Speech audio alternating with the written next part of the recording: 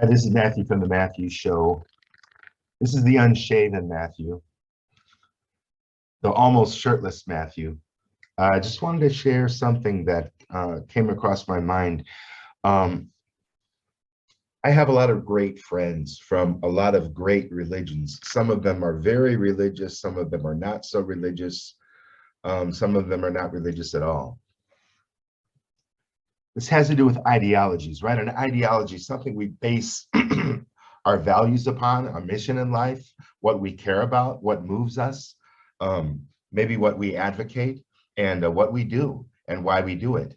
So someone that believes in the Republican Party, they want to support their Republican candidate. This comes especially true with the people with the January 6th insurrection that were supporting Trump, wanting to make big changes. The strong ideology sometimes is the foundation of emotion.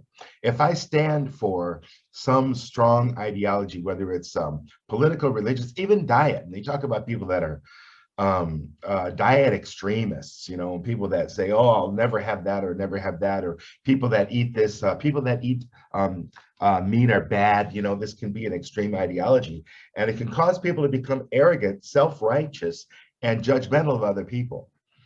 Whether you feel that Democrats are all idiots, Republicans are all idiots, vegetarians are you know, are stupid. You know, these foundational concepts, these foundational beliefs will motivate a person to become emotional, irrational, and they'll forget that we're all brothers and sisters. We're all trying to learn how to live together in peace and love on this planet. Some people do this through elimination of others, through the murder of others, through genocide, like the Israelis, the IDF, you know, murdering Palestinians. It happened just a couple of days ago that they assassinated a journalist while she was obviously a journalist and obviously reporting, but they just shot her. And there are so many people that go along with this ideology that Jews have been persecuted and that the Holocaust was this and that and all these things. And as a result of that, it's okay for murderers to get away with, you know, genocide in Palestine, you know, stealing the land and jailing the children and dropping white phosphorus, committing other war crimes in Palestine because of something that happened in Germany and Poland with the camps there. This is a strong ideology. So people have this strong ideology, you know, even though there's a clear genocide going on in Palestine, the people are being murdered, their land being stolen, there's videos of it every day. There are people that are still denying that obvious reality, how most Israelis, they live in peace and comfort. You know, they try to blow up this idea that sometimes bottle rockets are sent over from Palestine, and they show there's not a hole in the ground. There's hardly anything. There's hardly any damage, much less, very, very rarely is anyone hurt, or much less killed. So it's incredibly unbalanced. And I don't have a horse in this race. I'm not Jewish. I'm not a Palestinian. I'm not a Muslim. I'm not on any side of that ethnically. And I wasn't raised to be a believer in any of those ideologies, whether it's about the freedom of Palestine and those people's right to live a happy, peaceful life, and or Judaism. You know, I knew Jewish people where I grew up, and I've always known Jewish people in my life too. And now I know more and more Palestinians, and I don't take either side when it comes to ethnicity or when it comes to an ideology. I guess my main ideology is a libertarian one. As long as nobody's hurting anybody, leave them alone. And to me, it's quite clear that the people in Palestine aren't hurting anybody, but that the IDF are heartless murderers and genocidal people that are based upon a lot of folklore about maybe they have a right. But none of them are really religious, I don't think. They're not religious. They don't think they're God's chosen people. They just think they are entitled. And the greatest sense of entitlement that I've heard of is that people believe they're doing God's work. Now, this is a sickness that goes very deep, and it gives a person the feeling that they can do anything they want to do because they're doing God's work. If you think you're doing God's work, um, this can cause you, it gives you a license to kill. And that's what the IDF is, maybe they're coming from, a sense of righteousness to the degree that they feel like they can hurt other people. Now, this also is happening in many, many different areas in the world, and other people's lives are not respected. And so when it comes to an extreme ideology, this is where we really get into trouble. Because oftentimes, you know, a group of evangelical Christians that I met in Chicago a few years ago, what they told me and what they believe as part of their doctrine, part of their dogma, is that we know the absolute truth. A Jewish friend of mine in Bangkok that I worked for was parroting the same deceptive ideology. We know the absolute truth. It's just wild. It's just amazing that a person can be brainwashed or can be so gullible and vulnerable to such an extent.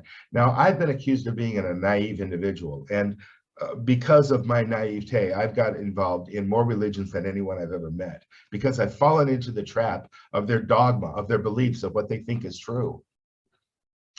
And I bought it. I bought it hook, line, and sinker when I was involved in Scientology for 5 years and Jehovah's Witnesses for 5 years. And I did my best to try to understand evangelical Christianity, going to their churches and listening to what they said, going to their meetings, you know. When I was a Catholic, I was born and raised Catholic, and I wanted to be a good guy, so I went and studied to be a priest for a short while, and I saw that wasn't about love. It wasn't about compassion. It wasn't about understanding others. When we get into an extreme ideology, you know, there are beliefs, right?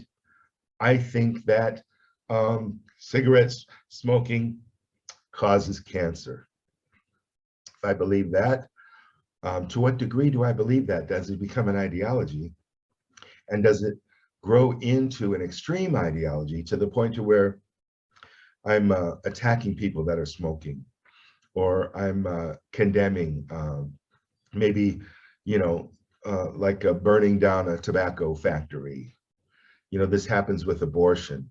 People have been so deceived, so confused, so brainwashed, so manipulated that they have murdered abortion doctors. Now what's happening in America, because America's got a lot of religious right, and America has a lot of extreme ideologies that really come from Christianity. I think there are about 40% of Americans that would identify as Christians. Whether they, you know, follow Christ or not, you know, that's a whole different debate. But let's look at how extreme their ideology is. I don't think Jesus would kill an abortion doctor.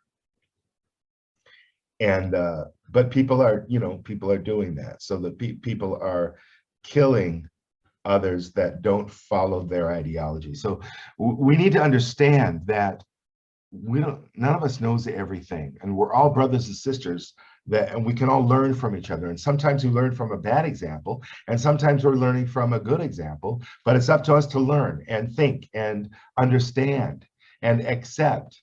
And like I said, if you're not hurting anybody, you know, leave them alone. If somebody wants to say, oh, all Jews are bad or all Black people are bad, and they want to post that on some social media, to me, in my opinion, go ahead and post it. Go ahead. When we are strong enough to think for ourselves, when we learn from a young age to think for ourselves, extreme ideas and hurtful ideas and things will be discarded. Those people will be exposed and be held accountable. What do I mean by being held accountable? Accountability and punishment are not the same thing. When I say being held accountable, you need to understand that, look, you've got to pay the price. If there's some people that aren't going to listen to you anymore, or people that are, your business is going to fail or whatever because of your views, your extreme views. that's paying the price. And this happens. It's not about punishing people. I don't know that that really helps. But if we're conscious and we make the right choices, people automatically end up paying the price for their extremist things that they do and say. So I believe that people should be able to say what you want to say, expose yourself for who you are, and that's okay.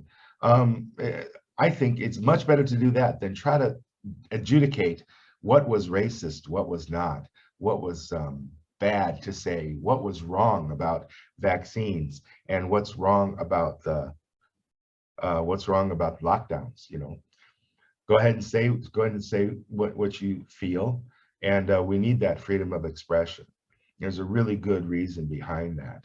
And the funny thing is, you'll see people trying to suppress what people are saying. And it's really, it's destructive to learning. It's destructive to growing. And when kids learn from the ground up, from when they're first born, when they learn to think for themselves and be able to just decide and make their own decisions about life, as opposed to being indoctrinated, the world will become a different place. When I was in school in the Midwest, in the States, in the 60s and the part of the 70s, there was more indoctrination about things. There was more of a selection about what we studied and what we learned. And the regimentation of it all, I thought was all very ridiculous. And I learned most of what I learned. In fact, 99% of everything that I've ever learned has been outside of school, structured education. Better think for yourself. And the people that are trying to control education, any cult, here's an example, any cult will tell you, stay away from other teachings. Why? Because they want to control your mind. They want to control your actions. They want to get your donations. They want your money. They want your loyalty. They want the power in their particular ideology. And this happens too in Republicans, for example, or Democrats, for example, or, even sports teams. I mean, sports teams after a game will have, or before and during the game, they'll have brawls in the parking lot. They don't get along. They don't work together. They hate each other. They fight each other. When you know that you are hating somebody who has a different idea than you have, then you're too extreme in your ideology. When you can't embrace other people. Now, if their actions are hurting somebody, if they're shooting doctors, okay, that's one thing. Protect the doctor. Make sure the doctor is safe. And we don't want anybody to be hurt. We don't want anybody to be killed. We don't want that. But at the same time, we need to understand where each other are coming from. And this understanding can help us to work together better. And if we take an extreme ideology and we think we know the absolute truth, better think again. Reality and facts are so subjective. Yes, water is wet, but there are probably people out there that don't think water is wet. The sky is not blue. They believe that. They think there's a water shortage. The earth is 2/3 water. So people will believe the most ridiculous things. So keep our minds open. We need to keep our minds open and hear what other people have to say. Respect the other person, even though we might think their ideas are totally wrong. Let's respect each other.